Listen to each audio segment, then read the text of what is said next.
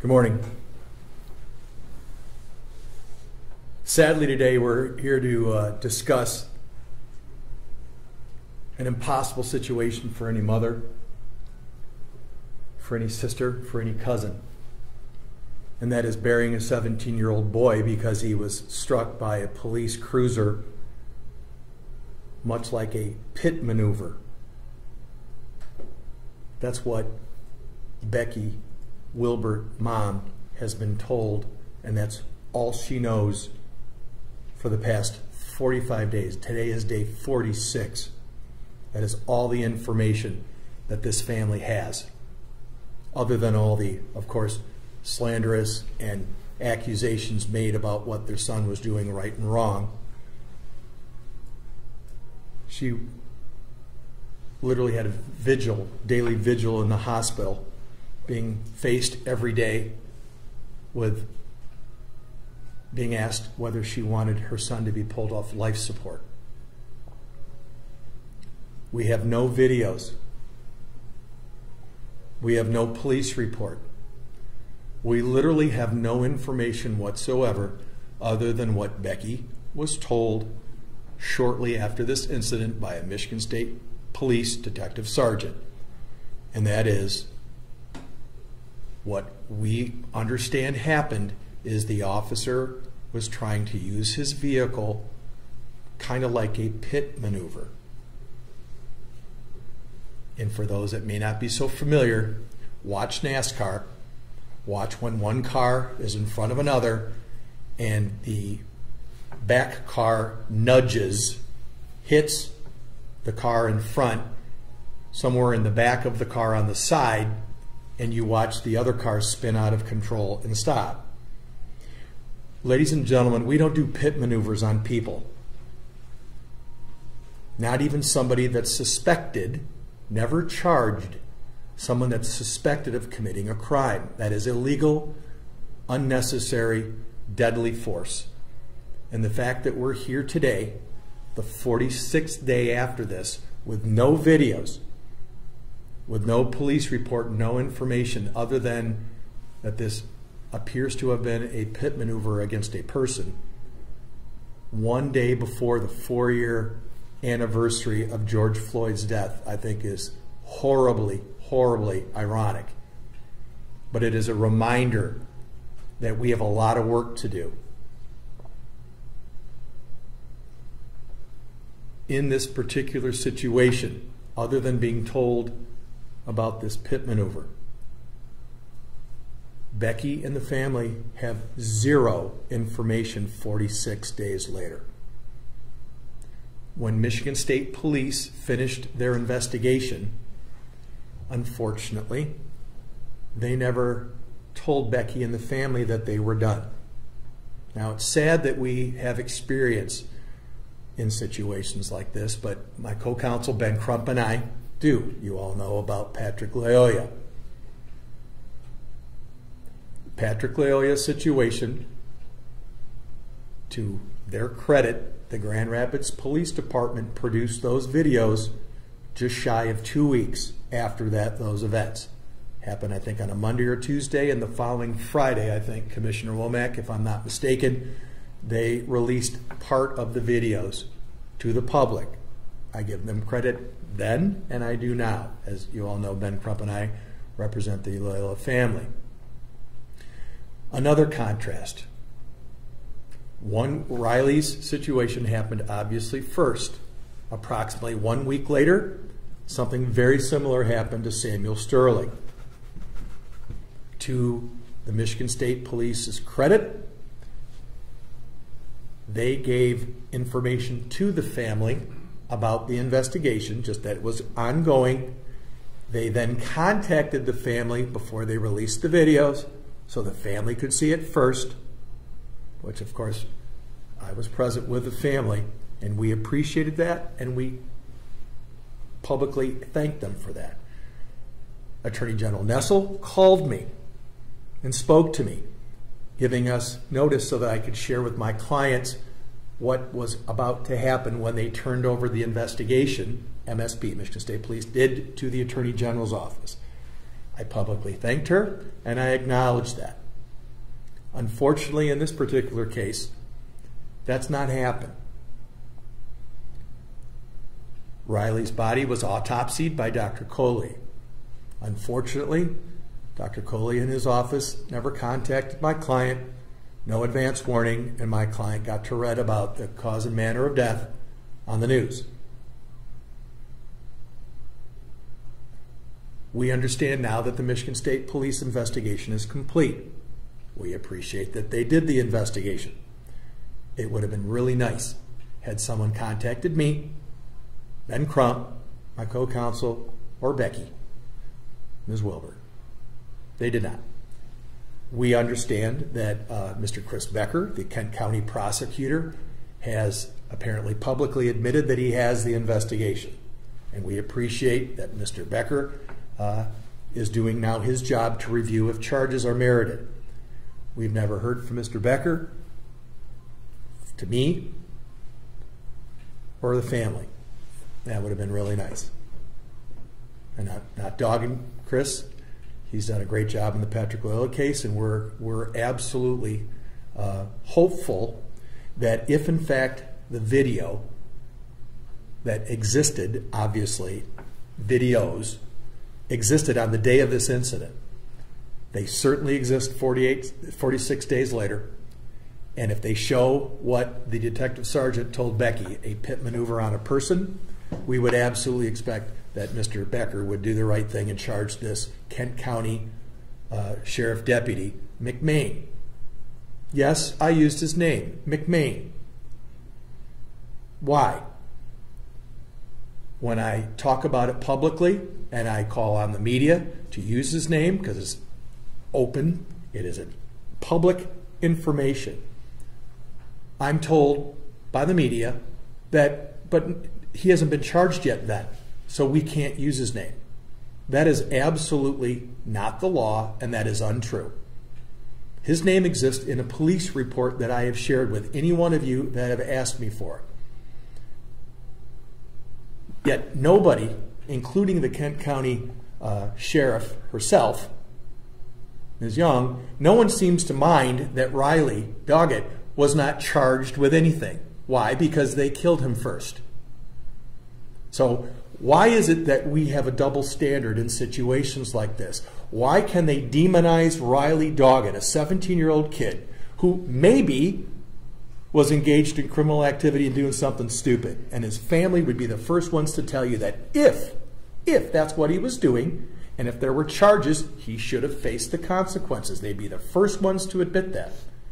But what he didn't deserve was somebody being judge, jury, and executioner with that car and running him over.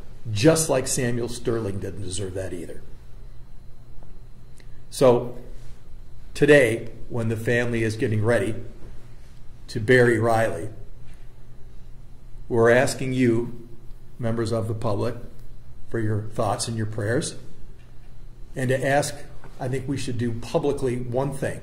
Let's live by the golden rule. Please act in a way of how you would want someone to treat you, God forbid if this ever happened to you and your child. Doesn't make anything that Riley did or didn't do right or wrong. What it makes is that the family not be punished for it now. We'd ask, we're welcoming the media to the funeral. We ask, please, and I know you will, you guys are always awesome, please respect their privacy at the funeral. Please do not ask any questions at the funeral or after. That's why we're doing this now. We'll happily answer questions in a few moments. But please allow the family the time and space to grieve for Riley. We are calling, and Commissioner Womack, I'm sure will hit on this as well.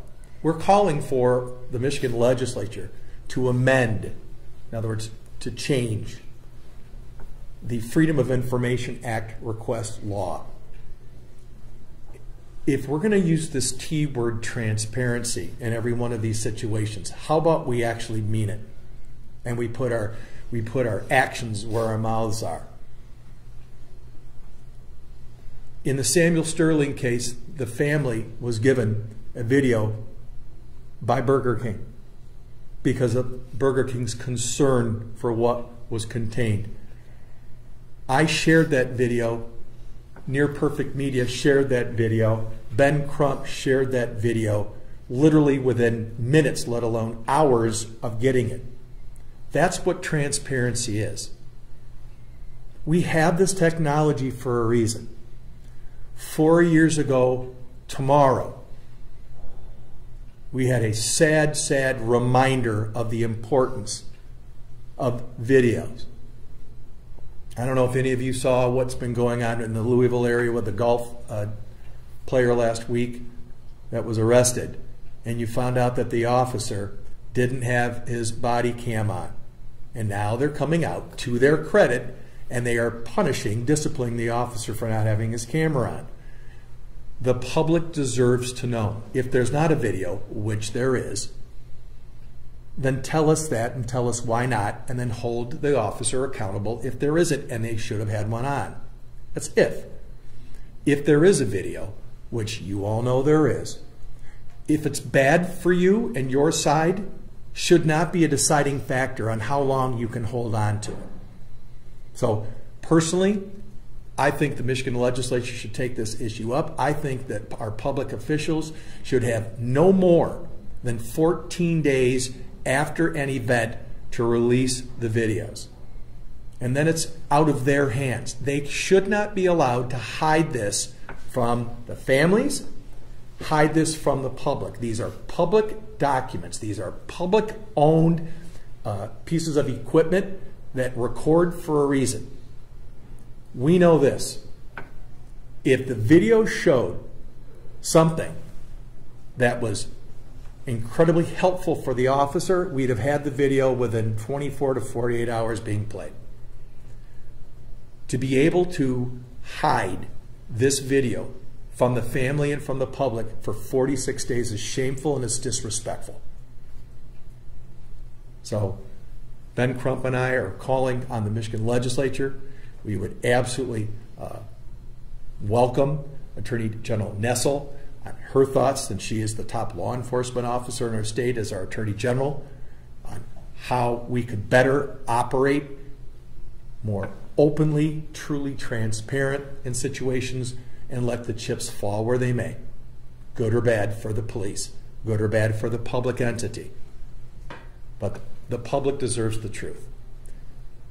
Last thing I'll share in terms of where we're at. Okay, no, we have not filed a civil action. I don't even have a police report yet about Riley. I have a police report about Riley, the driver of the vehicle, not on Riley's case. So there will be a separate one. We're going to wait and see what they do in terms of the criminal charges. And then when we get the police reports, which we've already sought, and I'm sure you folks have as well, your Freedom of Information Act request, although they produced that police report in Mr. Hughes's case, the driver, because they are actively prosecuting him, as you know, they haven't released it even though the investigation's done yet, because they're still reviewing charges. And that's standard for them to be able to do, but again, I think there should be a time limit on that. And I'd absolutely welcome that. So with that being said, I know you folks will have some questions for Becky and for Tanya and for Kayla. But Commissioner Womack, please. I just want to say to the Sheriff Department, you run over Riley Doggett, but we're not going to let you run over his family. Every time you release information through the media and not let the family know first, you're running over the hearts of the mother, the daughter, the son, and the loved ones of Riley Doggett. You must stop, as Vin Johnson has said. There's some courtesy that you have to do, just being proper to humanity. She still has not had a chance to talk to the Sheriff Department. Information she wanted to know about the autopsy, she was told she couldn't have it, but she found it when she went to the media and keeping up with what's happening with her son in the media. As Vin mentioned, we want to see new laws surrounding FOIA requests. We also want to see how the laws can be strengthened when it comes to releasing the records of juveniles. In the Riley Doggett case, I've seen more things come out, not only some things that might be on his record, but many things that are not on his record, to talk about investigations that nobody can really validate that may have been against a juvenile offender. Releasing juvenile records, it goes against what we look at as the juvenile mind, the undeveloped pre-adult mind that we try to rehabilitate, correct, and support families to get these young men on the right way. So victim shaming juveniles is something I don't want to see Kent County be a part of. And as we go to Lansing on June 5th and support the Sterling family, a lot of what we're going to ask for is also going to be to support the Doggett family, because when it comes to the juvenile records, when it comes to the FOIA requests, when it comes to disrespecting of the family, we need legislature to step in to make sure that these families are treated fair. No matter what happens, law enforcement, as Vince said, you work for the public. These are taxpayers. You owe them some type of situation where you're going to at least say, hey, I don't care if it's the worst case situation, this is what happened, this is why we believe it happened, this is what we can't talk about because it's under investigation. But just to basically not call or say anything, it has really hurt my heart to see what Becky and her daughter Taylor have had to go through, and the son, the father, and this entire family, the cousins. Just ask the legislator to step up and recognize, as I said before, you ran over Riley Doggett, but we're not going to let you run over Riley's family. Thank you, Commissioner. After Dr. Coley did his autopsy, as I told you, unfortunately, there was no communication with the family.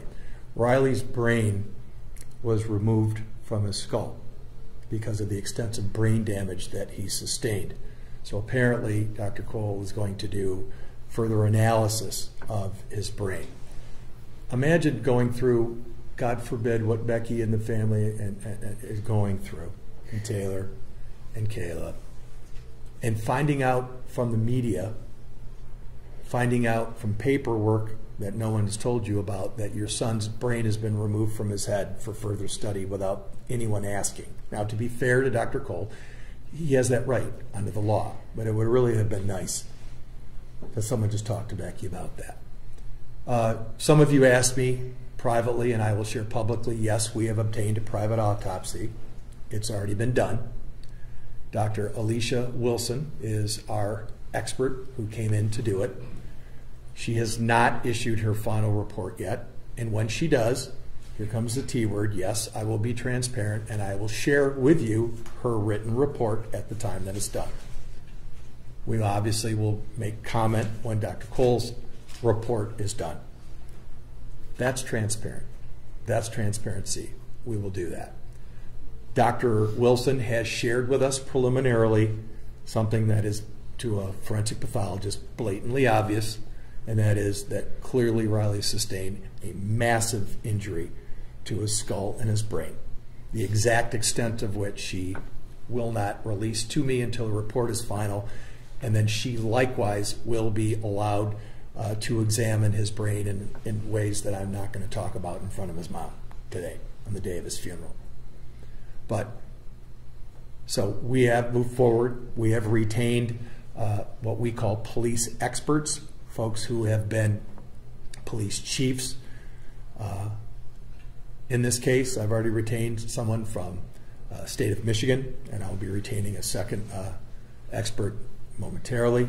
We call those police procedures expert, police policy experts, or police misconduct experts. So yes, we've already retained one, and he is already beginning to review materials.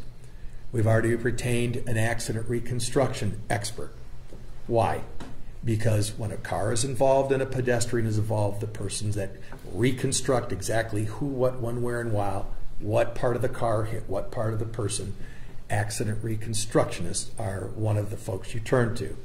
The accident reconstructionists that we've retained worked for the Michigan State Police for over 22 years. So his insights will be incredibly valuable on many different levels. And just like I did in the Patrick Loyola case, just like I will do in the Samuel Sterling case, in the event that Attorney General Nessel, in the event that Chris Becker, the prosecutors, want access to our experts, we will absolutely authorize our experts to share their information with the public prosecutors if they choose to. So we've done that in all these cases, and we will continue to. That's transparency. So with that, I'm going to, I guess, turn it over to you folks. Alex, do you want to tell us what we're doing, please? Anybody on the Zoom call, feel free to pose questions via the Q&A feature. Obviously, anyone in the room, go right ahead. Mr. Johnson, family, no contact from the sheriff's office. Do we believe that there's a reason for this? Is there any way to make sense of this? Why no contact here? Well, the answer is simple. The answer is their only contact that we've had is through the media, and you've seen the sheriff, sadly, make statements that all of this is Riley's fault. Riley didn't have the car turn into him to kill him. Riley was running. So there are sheriff deputies all over this area, and apparently, from what we had, for good reason, and it is their job to arrest him. Period. Not their job to be judge, jury, and executioner. So, have we had contact? No. Should there have been? Yes. And at the very least, if you don't want to talk about facts, Sheriff, which you should, 46 days later, you should release the video, which you have the right to release. That is your call if you wanted to. You don't have to, you don't get told what to do by your county co-employee, Chris Becker. Chris doesn't, he can't and he doesn't dictate to the sheriff what she has to do as it relates to videos. It would have been really nice. It would have been highly professional. And there's only one reason, because they know they have a major problem here. So they're going to spin it, and they're going to blame Riley for everything. And that's what they'll do likely in litigation too. We expect that in a courtroom, but when it comes to dealing with the families in the aftermath, they don't deserve any of this. And Mom, is there any positive memory of Riley, a good memory that you're holding on to today, such a difficult day? We have a lot of good memories. Riley was a good kid. Regardless of what happened, he was a good kid. He was funny, he was smart, he excelled in school. He always was cracking jokes, making everybody laugh. Like, he was just the piece of our family that held everybody together.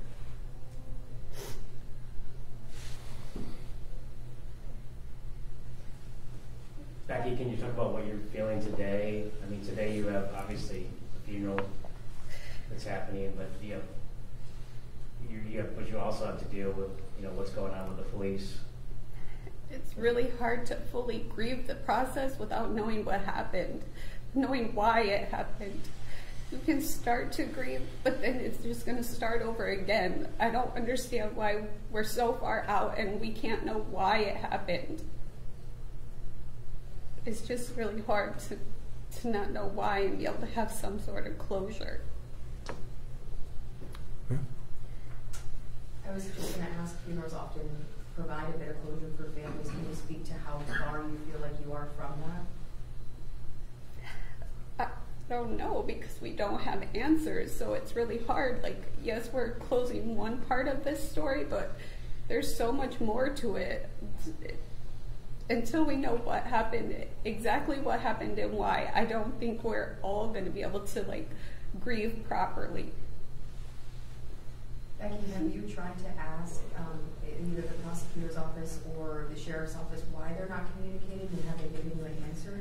No, I've asked the Michigan State Police when they've called for medical updates, but they didn't want to give me any information.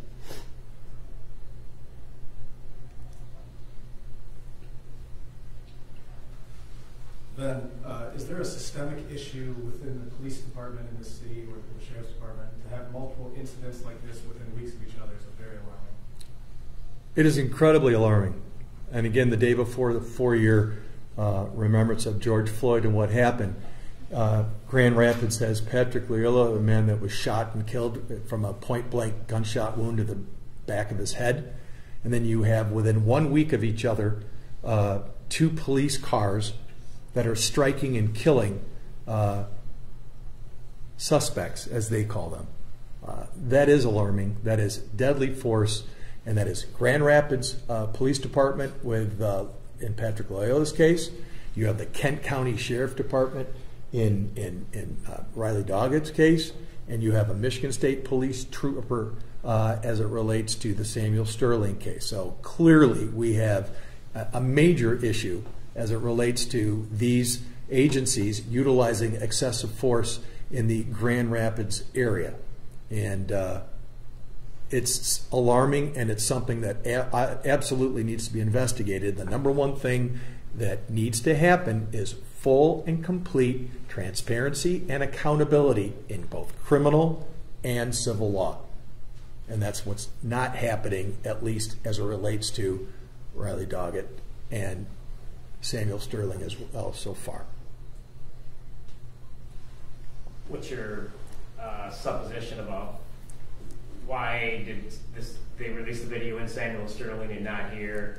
I mean, obviously bad things happened there as well. Well, I think, great question. Honestly, I believe that we moved the needle when we released the Burger King video.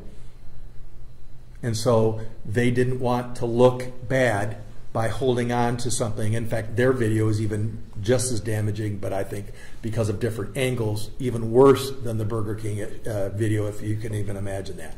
But again, I give them credit for that. That's what they should be doing, but they're not in this case, and they should.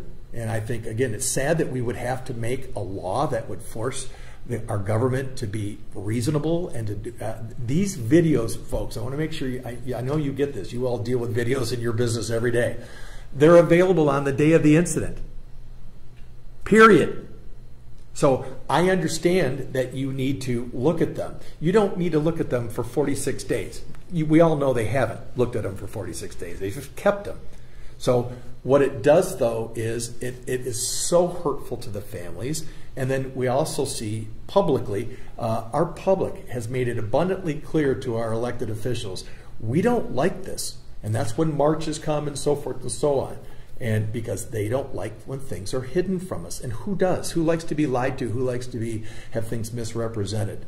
And then in the sad reality is then you see the spin, you've all seen it, of all the bad things that a juvenile, thank you, Commissioner Womack, you all, I think, may know this, maybe not. Under juvenile laws, okay, they hide, they keep private is the better word, their records or lack thereof. And where has that been in this case? You all know more alleged bad stuff about Riley Doggett at age 17 than any other case that I can think of. Okay? And why do they do that? You know why they do that. They want the public to blame him, and they want to hold on to the videos that they know are going to be bad. So let's just make it so everybody is treated fairly and with respect, because I know these fine folks, they don't deserve any of it. It's bad enough that they lost their son, but the truth must be told. And then again, let the chips fall where they may. If it was bad for Riley, then it's bad for Riley, and I can at least have that conversation with Mom and the family and explain. But right now, yeah, it feels like they're being lied to and things are being hidden. And I don't blame them. I would feel the same way if I'm in their position. And if I could add, as they're releasing his juvenile record, the mother being so hurt by what has happened to her son, but for the love of her son, she started to look into what happened to her son, and she came across the name of the sheriff department deputy, and she held that during many of our marches and public appearances. She already knew that. But that's the respect she showed the investigation. That's the respect she showed the sheriff department, even though they lacked any respect for her as they were dragging her son's name through the dirt. And so I just want to add my compound statement with Vin about protecting the rights of juveniles and just seeing this mother being more professional than the people we pay to be professional. And again, my position is with respect to Deputy McMain. If he did nothing wrong, if that's your position, then there's nothing wrong with saying Deputy McMain did nothing wrong and here's why. Be transparent. But why would you, knowing full well that a police report, which is public, where they're actively prosecuting the driver of the vehicle, utilize his name publicly and yet try to hide it, if you will, and keep it out of public knowledge as it relates to Riley? That's not fair and that's not right. So. And the public has been wanting to know the names of these officer-involved deaths way sooner than what is being released. Joey Nagel, who was killed by law enforcement last year, that name still has not come out. So I'm in total agreement with Vin Johnson when we say we need legislation where timely information that's public information can come out. And I thank Vin Johnson for being a pillar of fighting for the rights of those whose voices have been overlooked and marginalized for years. So we just want to thank Vin Johnson for coming to Grand Rapids with Ben Crump to represent this family. Our pleasure. Becky, what would you say in response to the sheriff's office and some of the things that they are saying about your son? How does it feel? I think they should be communicating with me first. It's a hard blow when you go on the media and you're reading things about your son or things that they're saying, but nobody's coming to me first. If they could communicate with me, it would be a little bit easier to know what's coming out. And something the Sheriff Department knows, and certainly the county knows, now that Becky has retained counsel. The proper way to do it is to come to Ben Crump and me first, and then our client will always make herself available to cooperate in any part of the investigation. But as it relates to the investigation, since it was turned over to the MSP, Michigan State Police, Becky was obviously updating them on what she could tell them about her understanding of the medical. But it's an incredibly difficult position. And again, in stark contrast, when one compares to what they did in the Samuel Sterling case, and yet it's the Michigan State Police there as well. It's just, it's sad. So we would certainly ask in the future that I be contacted and I will make our client available for whatever needs to be done. But she deserves to have her lawyer with her. Have you directly asked why they're not communicating, and have they responded to that? No, ma'am, I have not. I know why they're not responding. And they know I'm involved. They've known for weeks. One of many reasons why I do public things like this. I don't hide that. I don't have to tell anybody what I'm doing or who I'm representing, but I do it for a reason. And in this case, no, I'm trying to let them stay out of their way, let them do their investigation, and then we'll take the appropriate action at the appropriate time. What's happening June 5? June 5, Ben Crump and I will be leading a march to the state capitol. And we'll be, in particular, shining the bright light of justice of all of our folks here in Michigan, in terms of Riley Doggett, in terms of Samuel Sterling, and I'm sure probably even the Loyola matter as well. But we sadly have an obvious problem with the use of excessive force in our state, and we need the public to stand up together and make it clear to our lawmakers that no one is above the law. Everyone should be held accountable. If there's criminal charges and they're necessary, then that needs to happen. And if there's civil cases, then that needs to be obviously shown to the public so that everyone understands what happened. But we need to march together, because we are all in this together as families and citizens of the state of Michigan. And everybody deserves to know the truth, and not just when it's convenient for government, but when it should be done, I believe, within 14 days, latest. In other words, on or before 14 days from the date of an incident, these videos should be shared, very least. Last call for questions on Zoom. Ben, can you talk a little bit about how governmental immunity is going to play a role in this coming lawsuit? Well, as in any case, when you sue a government official, governmental immunity rears its ugly head. In this particular case, since the Kent County Sheriff Deputy McMain driving the vehicle. It was a Kent County owned vehicle. And since he was in the course and scope of his employment, and since he was driving the governmental vehicle with the permission of the government, that is an exception to governmental immunity. Sorry for the lawyer, blah, blah, blah. Governmental immunity says you can't sue the government unless we say you can. One of the areas they say you can is if a governmental vehicle is driven negligently. So under the law, civil law I'm talking now, we would be suing the Kent County Sheriff Department for the negligent operation of the vehicle by Sheriff Deputy McMain. Here comes governmental immunity. Now for me to sue McMain, I can't just sue him for negligence. I have to sue him for gross negligence and the proximate cause. That's the whole phrase that those of you at all paying attention to our Oxford High School shooting tragedy civil case. Those words right there, gross negligence, the proximate cause, is how judges in our Court of Appeals and Supreme Court in the past have thrown these cases out of court without ever going to a trial. So we will bring that to full display, showing so the guy whose fault this is, we have to prove a higher standard than we do against this department. We are making it virtually impossible to hold the person himself or herself who's responsible. To me, it makes no sense, and that's unconstitutional. That's how it plays a role. There's also a potential federal claim here for the use of excessive force, and we'll address that at a later time. Let's call for questions. Those in the room. Thank you all very much. Let me just say, I want to make sure, Taylor, is there anything you'd like to say, sweetie?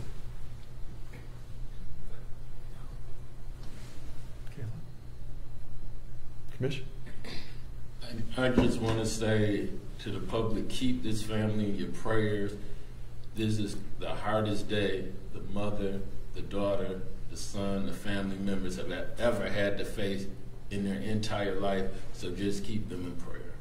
Thank you. Beth? Okay. Okay. Last chance for anybody? Thank you. Appreciate you.